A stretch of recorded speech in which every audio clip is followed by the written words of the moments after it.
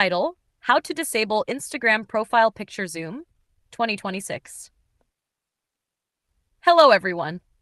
Before we start, like this video and subscribe to the channel for more Instagram tips and tricks.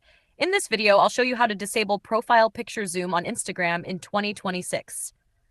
First, understand that Instagram currently does not have an official setting to completely disable profile picture zoom for other users.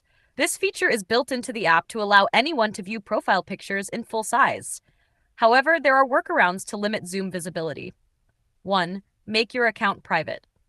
Go to Settings, Privacy, Account Privacy, and turn on Private Account. Now only your approved followers can see your profile picture clearly, reducing unwanted zoom access. 2. Use a safe display image. Avoid uploading sensitive photos as your profile picture. Consider using a logo, avatar, or non-personal image to protect privacy.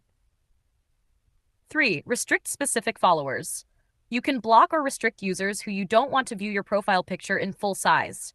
This is done via their profile, three-dot menu, block or restrict.